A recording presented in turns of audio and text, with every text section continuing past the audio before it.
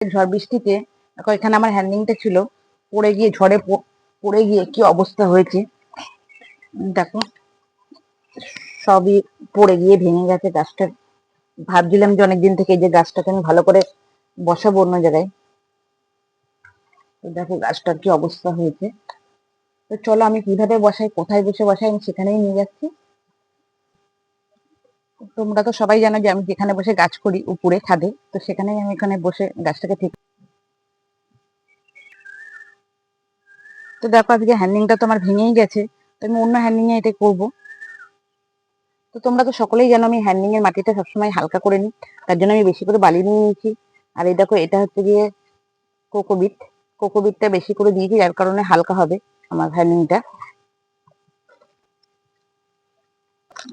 তো আমি দিয়ে নিচ্ছি, তারপরে আমি কিছুটা ভার্মি কম্পোস্ট দিয়ে নিচ্ছি।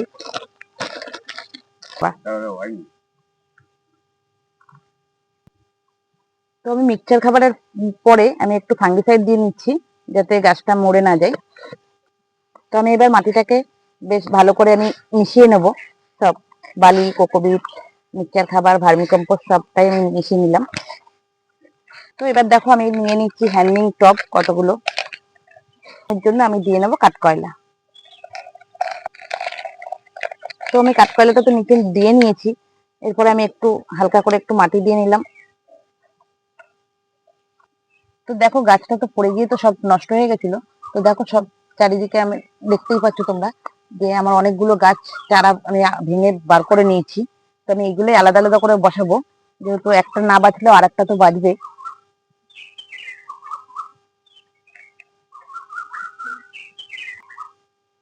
তো আমি দেখো এবার বসিয়ে নিচ্ছি, মাটি চারধার দিয়ে নিচ্ছি, এটাকে ঠিক মাঝ বরাবর রাখবো। তো দেখো আমি তো একে একে সব হ্যান্ডিং গুলোই বসিয়ে নিয়েছি দেখো, আর এই একটাই বাকি আছে, এটাও আমি বসিয়ে নিচ্ছি। তো যাই হোক, ভগবান যা করে মঙ্গলের জন্যই করে। তো আমি একটা থেকে দেখো 5টা 6টা আমি হ্যান্ডিং করতে পারলাম। তো দেখো এবার আমি একটু জল নিয়ে আমি ছাওয়া জায়গায় রেখে দেবো, হ্যান্ডিং গুলো আমি যেখানে টানাই সেখানে আমি টানাবো, আর এই স্টিক গুলো আমি প্রত্যেকটাতেই লাগিয়ে দেবো।